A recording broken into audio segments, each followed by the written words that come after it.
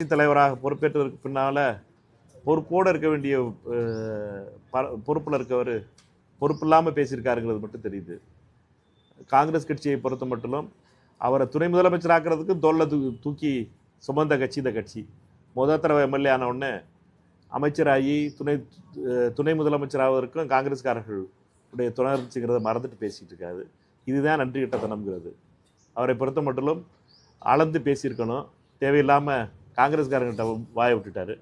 இப்போ ஒவ்வொரு கணக்காக வருவோம் சரியா, யார் என்ன பண்ணாங்கன்னு. 4ஆம் தேதி ரிசல்ட் வருது. 4ஆம் தேதி ரிசல்ட் வந்துக்கிட்டு இருக்கு.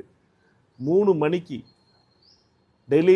டெல்லியிலிருந்து ஆணை வந்து பாஜகவுக்கும் பாஜகவுடைய ஆணை வந்து அதிமுகவும் திமுகவும் சேர்ந்து பேச ஆரம்பிக்கிறாங்க. 5 மணிக்கு எங்களுக்கு தகவல் வருது. 5ஆம் தேதி காலையில் எங்களை பொறுத்த மட்டும் இவர்கள் 2 பேரும் சேர்ந்து முடிவு பண்ண போகிறாங்கங்கிறது எங்களுக்கு தகவல் வந்தனுடைய விளைவாக நாங்கள் உடனடியாக எம்எல்ஏக்கள் கூட்டத்தை கூட்டுறோம். 5ஆம் தேதி சாயந்தரம் டெல்லியில் கூட்டம் கூட்டப்படுது. எதிர்க்கட்சி தலைவர் ராகுல் காந்தி அவர்களும் கார்கே அவர்களுடைய கூட்டமும் நடைபெற்றது. தமிழ்நாட்டுடைய பொறுப்பாளர் திரு கிரீஷ் சோடங்கர் தமிழ்நாடு சூழ்நிலையை எடுத்து சொல்கிறாரு. 5ஆம் தேதி நைட்டே ஒரு அரசியல் விவகார குழு காங்கிரஸுடைய குழு கூடி 6ஆம் தேதி காலையில் விஜய்க்கு ஆதரவு தெரிவிக்கிறதா, அவர் முதலமைச்சராக ஆதரவு தெரிவிக்கிறதா முடிவு பண்ணுறோம். ஏன் முடிவு பண்ணுறோம்? 4ஆம் தேதியில் ஆரம்பிச்சிட்டாங்க. ரிசல்ட் வந்துக்கிட்டு இருக்கும்போதே தோத்துக்கிட்டு இருக்கும்போது பாஜகவினுடைய கண்ட்ரோலோடு சேர்ந்து பாஜகவுடைய ஆணைக்கினங்க அதிமுகவும் திமுகவும் சேர்ந்து ஆட்சி அமைக்கணும். ஒரே ஒரு காரணம் என்னட்டுன்னா, தமிழக வெற்றி கழகத்தினுடைய தலைவர் விஜய் அவர்களை முதலமைச்சர் ஆக்கக்கூடாது அப்படிங்கிற ஒரே வன்மம் தான். இதை வந்து வெளியில் சொல்லாமல் இருந்தோம். நாங்கள் இதுக்காகத்தான் நாங்கள் அவங்களுக்கு போகவே இல்லை. எதுக்கு 5ஆம் தேதி போகல? என்னட்டா 4ஆம் தேதி தான் பேச ஆரம்பிச்சிட்டாங்களே.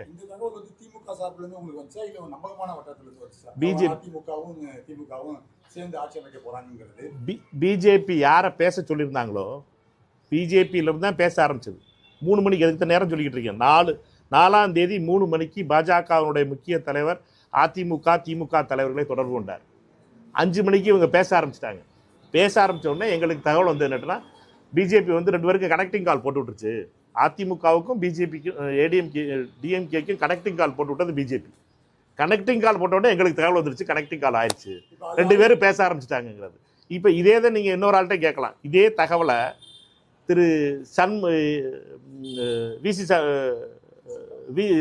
நம்ம சண்முகம் முன்னாள் விழுப்புரம் பிசி சண்முகம் அவர்கள்ட்டையும் கேளுங்க.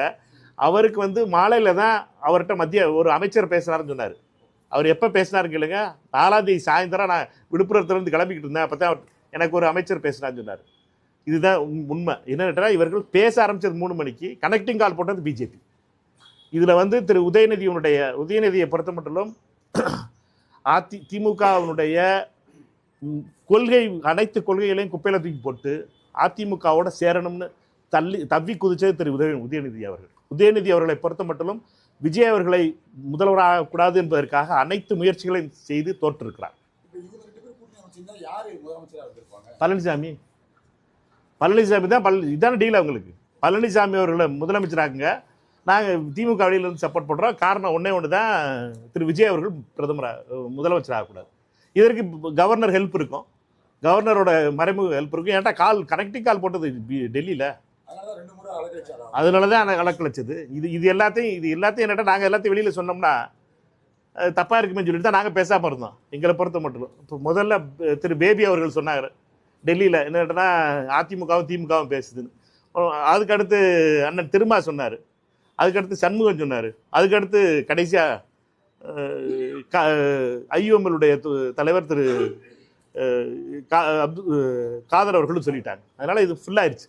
என்னட்டனா இதுக்கப்புறமும் திமுகவை பொறுத்த மட்டும் இந்த பொய் நாடகங்களை நிறுத்தணும். அதிமுகவும் திமுகவும் ஒரே பேஜுக்கு வந்துட்டாங்க. அதை செஞ்சது பிஜேபி.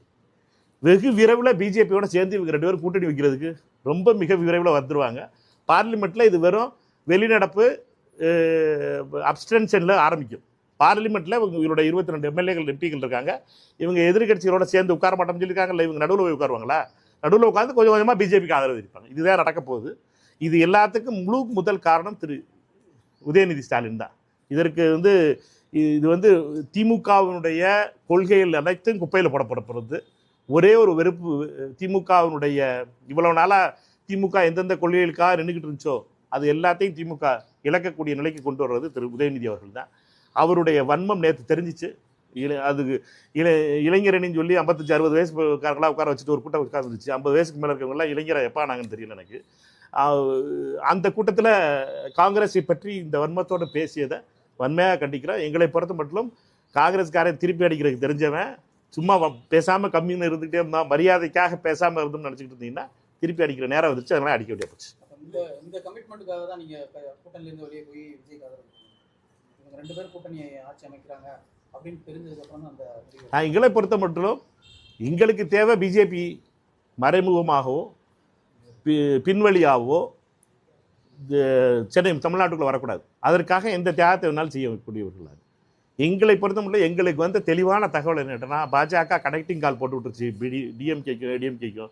இவங்களோட பேச ஆரம்பிச்சிட்டாங்கன்னு ஒன்று தான் இவர்களை நம்பிக்கிட்டு உட்காந்துக்கிட்டு இருந்துட்டு என்னட்டா மதசார்பின்மை, நாங்கள் வந்து விஜய்க்கு வாழ்த்து தெரிவித்து விட்டோம், 6 மாதம் நாங்கள் எந்த எதிர்ப்பு செய்ய மாட்டோமாக்கோம், நாங்கள் வந்து 6 மாதம் அந்த அரசாங்கத்தை நல்லபடியாக இருந்து வாழ்த்துவோம் அப்படிங்கிறலாம் வெறும் வாயில் வடை சுடுறது. இது எல்லாம் இப்போ எல்லா கட்சிகளுக்கும் தெரிஞ்சிச்சு. அது விடுதலை சிறுத்தைகளுக்கு தெரிஞ்சிருச்சு, விடுதலை சிறுத்தைகள் இந்தியன் யூனியன் முஸ்லீம் லீக் தெரிஞ்சிருச்சு, இடதுசாரிகளுக்கு தெரிஞ்சிருச்சு, எல்லாருக்கும் தெரிஞ்சு, ஊருக்கே தெரிஞ்சு வச்சுப்பேன். அதனால என்னடா இப்போ இவர்களை பொறுத்த மட்டும் இவருடைய வன்மம் காங்கிரஸ் மேலே இருக்குது. ஏன்னா காங்கிரஸ் தான் இவர்களுடைய இந்த பிளானை உடைச்சு சும்மா ஃப்ளாப் ஆக்க வச்சது. இவர்களை பொறுத்த மட்டும் ஏமாற்றி இங்கே என்ன நட்டுனா எல்லா கட்சிகளையும் போய் பார்த்த உடனே என்ன நடந்திருக்கும், எல்லா கட்சிகளையும் உட்காந்து பார்த்த உடனே நம்ம எல்லாரும் சேர்ந்து பழனிசாமி ஆதரிப்போம், அவங்க பிஜேபி விட்டுட்டு வந்துட்டாரா, அதனால் பழனிசாமி ஆதரிப்போம், நம்மளை பொறுத்த வரைக்கும் விஜய் முதலமைச்சரானா அவர் வந்து பிஜேபி கையில் போயிடுவார், அதனால் நம்மளை பொறுத்த வரைக்கும் நம்ம பழனிசாமி ஆதரிப்போம்னு டயலாக் பேசியிருப்பாங்க.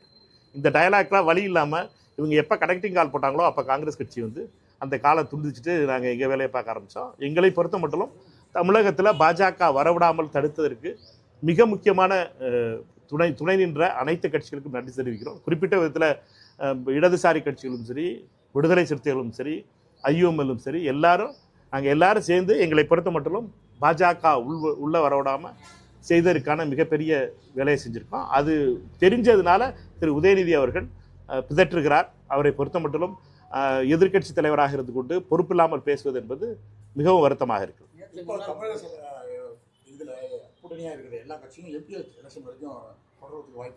எங்களை பொறுத்த மட்டும் கூட்டணி மந்திரி சபையில வந்துட்டோம் சாமி. இது வரைக்கும் கூட்டணி மந்திரி சபையில விடுதலை சிறுத்தைகளுக்கோ அல்லது இடதுசாரிகளுக்கோ உங்களுக்கோ முஸ்லீம் லீக்கோ யாருமே இல்லை. 60 வருஷம் காங்கிரஸ் கட்சி இல்லை. கூட்டணியே வந்துட்டோம், ஆட்சியை நல்லபடியாக நடத்தணும்னு நினைக்கிறோம். ஒரு நல்ல முதலமைச்சர், மக்கள் விரும்புகின்ற ஒரு முதலமைச்சர், மதசார்பற்ற ஒரு விகிதத்தில் தமிழ்நாட்டை கொண்டு போகணும்னு நினைக்கிறாரு. தமிழ்நாட்டினுடைய மிக முக்கியமான பிரச்சனைகளில் உடனடியாக தீர்க்கணும், நேர்மையான அரசாங்கமாக இருக்கணும், எந்த விதத்துலையும் கரப்ஷன் வந்துடக்கூடாதுன்னு அவர் எங்கள் அமைச்சர்கிட்ட பேசுனது அதுதான். ஒரு நீட்டான கவர்மெண்ட்டை கொடுக்கணும், நம்ம ஒரு நேர்மையான கவர்மெண்ட்டை கொடுக்கணுங்கிறது தான். அப்படிப்பட்ட ஒரு கவர்மெண்ட்டில் இருக்குது. எங்களை பொறுத்த மட்டும் கமிஷன் இல்லாத, கரப்ஷன் இல்லாத ஒரு கவர்மெண்ட் இருக்குன்னு தான் நாங்கள் நினச்சிக்கிட்டு இருந்தோம். அது வந்திருக்குங்கும் போது இந்த கூட்டணி தொடரும், பாராளுமன்ற தேர்தலுக்கும் தொடருங்கிறது எந்த ஒரு சந்தேகம்.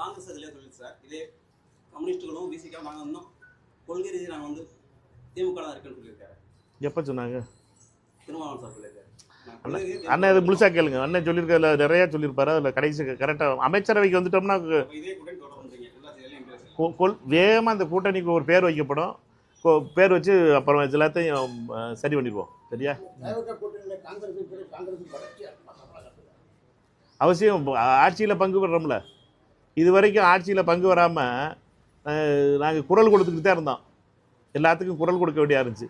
பாலம் அமைக்கணும்னா குரல் கொடுக்க வேண்டியதாக இருந்துச்சு, லைட்டு போடணும்னா குரல் கொடுக்க வேண்டியதாக இருந்துச்சு. இப்போ எங்களுக்கு மந்திரிகள் இருக்காங்கல்ல, குரல் கொடுக்கறத விட அதிகாரத்தில் இருக்க அமைச்சர்களாக இருக்காங்க.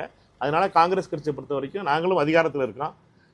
எங்களை பொறுத்த மட்டும் தாவேக்காவோடு சேர்றது இந்த கூட்டணி ஆட்சி மக்களுடைய ஆட்சியாக இருக்கும், மக்களுடைய நல்லது செய்கிற ஆட்சியாக இருக்கும்.